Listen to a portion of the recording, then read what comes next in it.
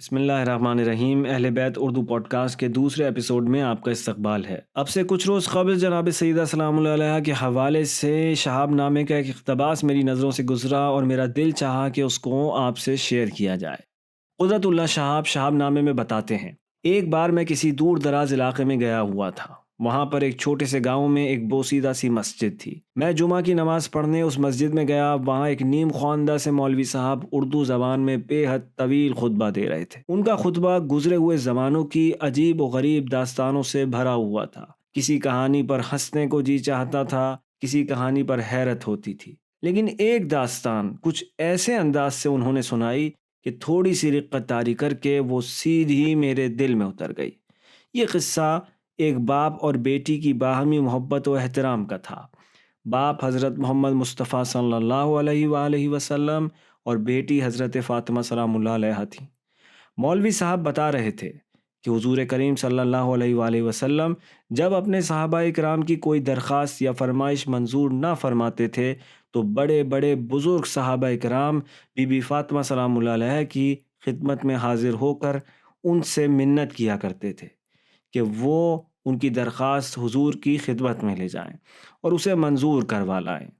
حضور نبی کریم صلی اللہ علیہ وآلہ وسلم کے دل میں بیٹی کا اتنا پیار اور اتنا احترام تھا کہ اکثر اوقات جب جناب سیدہ سلام اللہ علیہ ایسی کوئی درخواست یا فرمائش لے کر حاضر خدمت ہوتی تھیں تو حضور خوش دلی سے منظور فرما لیتے تھے۔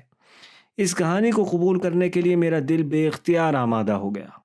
جمعے کی نماز کے بعد میں اسی بوسیدہ سی مسجد میں بیٹھ کر نوافل پڑھتا رہا۔ کچھ نفل میں نے حضرت بی بی فاطمہ سلام اللہ علیہ کی روح مبارک کو ایصال ثواب کی نیت سے پڑھے۔ پھر میں نے پوری یکسوئی سے گڑ گڑا کر یہ دعا مانگی، یا اللہ، میں نہیں جانتا کہ یہ داستان صحیح ہے یا غلط، لیکن میرا دل گواہی دیتا ہے کہ تیرے آخری رسول صلی اللہ علیہ وآلہ وسلم کے دل میں اپنی بیٹی خاتون جنت کے لیے اس سے بھی زیادہ محبت اور عزت کا جذبہ موجزن ہوگا۔ اس لیے میں اللہ سے درخواست کرتا ہوں کہ وہ حضرت بی بی فاطمہ سلام اللہ علیہ کی روح کو اجازت عطا فرمائیں کہ وہ میری ایک درخواست اپنے والد گرامی صلی اللہ علیہ وآلہ وسلم کے حضور میں پیش کر کے منظور کروا لیں۔ درخواست یہ ہے کہ میں اللہ کی راہ کا متلاشی ہوں، مجھے روحانیت کے راستے پہ چلنے کی توفیق عطا کر۔ اس بات کا میں نے اپنے گھر میں یا باہر کسی سے ذکر تک نہ کیا۔ 6-7 ہفتے گزر گئے، میں اس واقعے کو بھول بھال گیا۔ پھر اچانک 7 سمندر پار کی میری ایک جرمن بھابھی کا ایک عجیب و غریب خط موصول ہوا، جو مشرف بے اسلام ہو چکی تھیں اور نہایت اعلیٰ درجے کی پابند صوم و صلات خاتون تھیں۔ انہوں نے لکھا تھا، رات میں نے خوش قسمتی سے فاطمہ سلام اللہ علیہ بنت رسول اللہ صلی اللہ علیہ وآلہ وسلم کو خواب میں دیکھا۔ انہوں نے میرے ساتھ نہایت تواضع اور شفقت سے باتیں کی اور فرمایا کہ اپنے دیور قدرت اللہ شہاب کو بتا دو کہ میں نے اس کی درخواست اپنے بزرگ والد صلی اللہ علیہ وآلہ وسلم کی خدمت میں پیش کر دی تھی۔ انہوں نے ازراہ نوازش منظور فرما لیا ہے۔ یہ خط پڑھتے ہی میرے ہوش و آواز پر خوشی اور حیرت کی دیوانگی سی طاری ہو گئی۔ مجھے یوں محسوس ہوتا تھا کہ میرے قدم زمین پر نہیں پڑ رہے بلکہ ہوا میں چل رہے ہیں۔ یہ تصور کہ اس برگزیدہ محفل میں ان باپ بیٹی کے درمیان میرا ذکر ہوا، میرے روئیں روئیں پر ایک تیز و تند نشے کی طرح چھا جاتا تھا۔ کیسا عظیم باپ اور کیسی عظیم بیٹی! 2-3 دن میں اپنے کمرے میں بند ہو کر دیوانوں کی طرح اس مصرے کی مجسم صورت بنا بیٹھا رہا۔ مجھ سے بہتر ذکر میرا ہے کہ اس محفل میں۔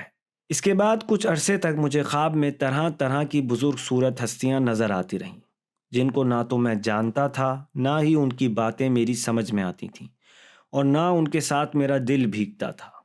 پھر ایک خواب میں مجھے ایک انتہائی دل نواز اور صاحب جمال بزرگ نظر آئے، جو احرام پہنے ایک عجیب سرور اور مستی کے عالم میں خانہ کعبہ کا طواف کر رہے تھے۔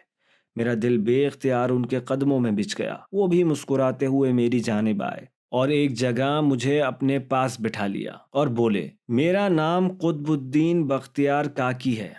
تم اس راہ کے آدمی تو نہیں ہو، لیکن جس دربار سے تمہیں منظوری حاصل ہوئی ہے اس کے سامنے ہم سب کا سر تسلیم خم ہے۔ یہاں پر عبارت ختم ہوئی۔ قدرت اللہ شہاب صاحب کی اس بات سے مجھے استاد سید فاطمی نیا کی زبانی سنا ہوا وہ واقعہ یاد آ گیا جو غالباً استاد نے آیت اللہ سید بہاؤالدینی کے حوالے سے بیان کیا تھا کہ ایک دفعہ سید بہاؤالدینی استاد فاطمی نیا کے ساتھ کہیں جا رہے تھے کہ چلتے چلتے اچانک رک گئے۔ ایسا لگا کہ عالم مکاشفہ میں ہیں۔ کچھ دیر بعد جب اس کیفیت سے واپس لوٹے تو جناب سیدہ سلام اللہ علیہ کی طرف اشارہ کر کے فرمانے لگے، اگر ہماری جدہ کسی معاملے میں دستخط کر دیں تو پھر وہ رد نہیں ہوا کرتا۔ پروردگار عالم ہم کو یہ توفیق عنایت فرمائے کہ ہم اس خاتون جنت کے دامن سے متوسل ہو کر دنیا اور آخرت میں کامیابی سے ہمکنار ہو سکیں۔ آپ کی سماعتوں کا شکریہ۔ خدا حافظ۔